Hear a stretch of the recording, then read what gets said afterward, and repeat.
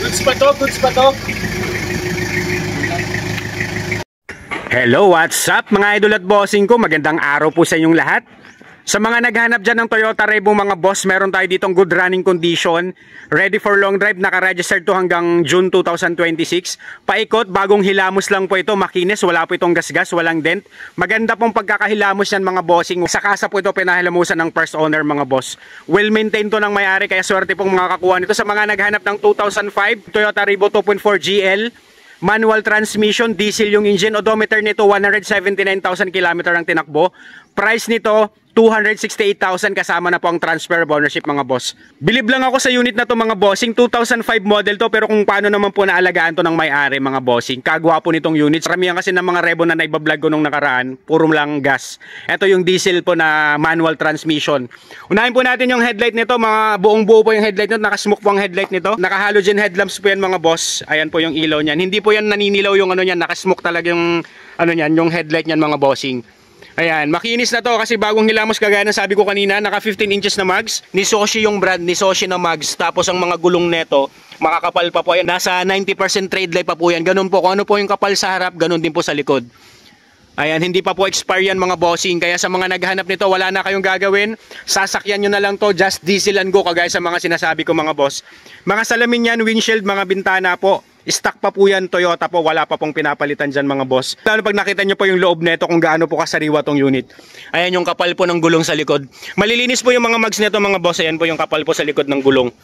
Pare-pares po yung gulong yan mga bossing. Tail light, wala pong crack, walang basag. Ayan mga boss, buong buo to.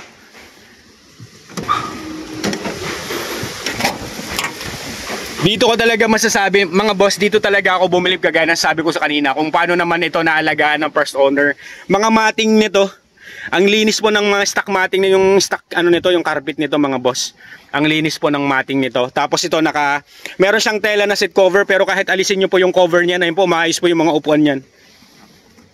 Ganun po kaalaga yung may-ari nito. Yan po nakita nyo po. Lalo na po sa driver side, ganun din po yun doon. Kung ano po yung linis ng mga upuan nito, talagang intact po, talagang maayos. Ceiling.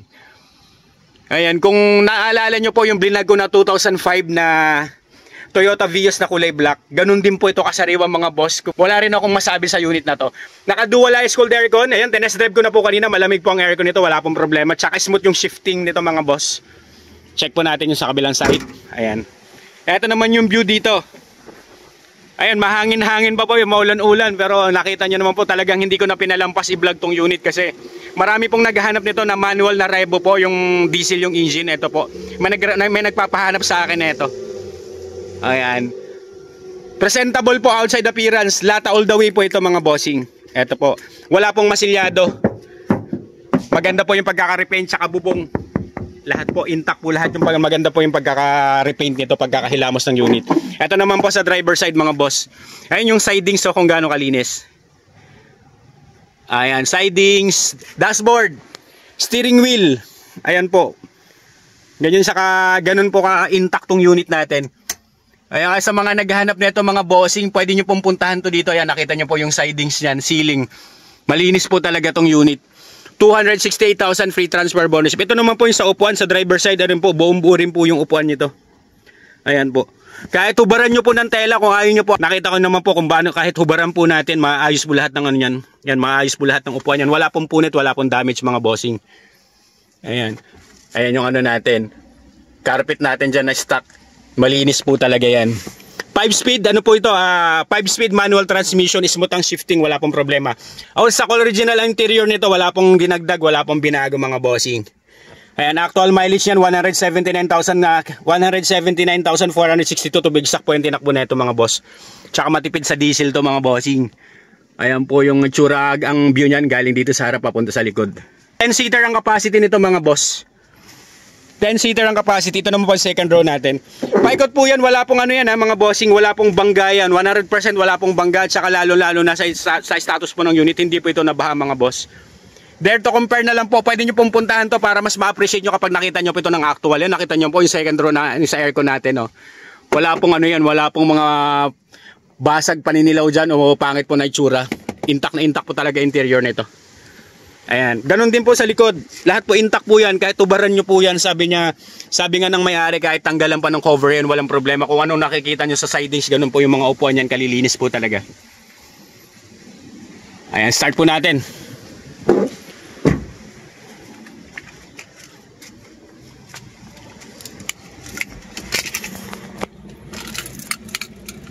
Etong 2005 po na Toyota Revo natin mga bossing, yung bintana nito, naka-manual po ang bintana nito. Pero naka ano na to, nilagyan na to ng power lock mga bossing. Start po natin. Ayan mga boss, one click, one start po tayo mga bossing. Ayan, tinest drive ko na po ito kanina. Pinaikot ko na po ito, maayos pong pangilalim, wala pong kalampag. Smooth po ang suspension. Smooth po ang transmission, smooth ang shifting, tapos ang clutch niya malambot mga boss. Kaya hindi po kayo lugi dito sa mga naghahanap ng Toyota Revo dyan. Tsaka ito po, low maintenance lang po ito. Wala kayong ibang gagawin dito, napakasimple lang po nito. Walang masyadong electronics, walang masyadong sensor. Kaya kung gado pong unit na to, ito po talaga yung sinasabi mo talaga. Ito talagang masasabi kong maayos po talaga to pang ano, yung pangharabas talaga. Wala ka talagang masabi nito sa unit na to mga bossing. Buksan po natin ng aircon. Likod.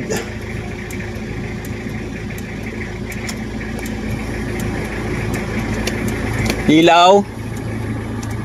Yan. Nakita nyo naman po yung ceiling nito mga boss, oh. Malinis na malinis to, wala pong ano, walang pintas. Kaya sa mga naghahanap diyan ng ano, yung mga sa mga masisela nating buyer diyan, pwede niyo pong puntahan to mga boss.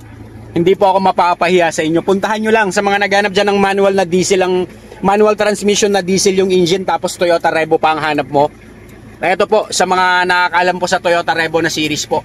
Ayan po yung talagang masasabi kong hindi ako mapapaya sa inyo. Sa mga kababayan natin taga-probinsya dyan, sa mga naghahanap ng manual transmission, eto na po. Ayan, malamig po ang aircon nito hanggang sa likod. Ayan yung lamig ang aircon natin sa likod. Malamig po ang aircon natin. Naka-dualized cold aircon po ito, wala pong problema. Nothing to fix po ito, nothing to fix. Sasakyan nyo na lang po ito. Pang ilalim, buo. Steering wheel nito, ayan po. Napaka-smooth po ng ano nito. Ngayon, hindi pa ako kanina tumatakbo. Ayos po yan. Ito, nakahinto pa po ito. Maayos po yung steering wheel nito. Tsaka wala tayong masyadong ano dito kasi manual transmission. Napakadaling i-maintain. Check natin engine bay mga boss. Check nyo naman engine bay nito under the hood. Ang under po ng makina, Revo talaga mga boss. Wala pong oil leakage yan. Walang overheat history.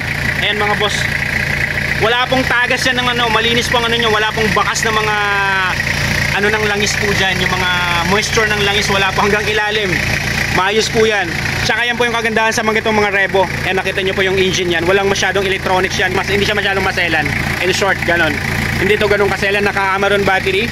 Ito naman pong Toyota Revo natin, powered by a 2.4 liter diesel engine that produces 86 horsepower at 165 Nm of torque. Ito mga boss, mainit na to. Pinaikot ko na po ito. No talsik, no usok, no blow-by. Ayan mga boss, wala kang makita dyan mga talsik o tilamsik. Usok, wala po. Kahit sa likod po ng tambucho sa likod, kahit ibirit nyo po dito, wala po kayong makikitang mga ano dyan, usok sa tambucho sa likod. Goods na goods to mga boss. Kaya sa mga naghahanap na ito, sigaw-sigaw lang po kayo dyan for only 268,000 kasama na pong transfer of ownership. Pwede nyo rin pong bisitahin ang aking Facebook account mga boss, Renato De La Torre Jr. Pakipalo na rin po. Marami po tayong unit na nakapost doon. Ito po, andun na rin po yung details noon para makita nyo po yung mga pictures nito sa mga hindi po makakaabot sa vlog ko. Alright mga boss, see you pa sa next upload. Highly recommended to sa mga naghanap ng Revo dyan. Ano pang inaantay nyo?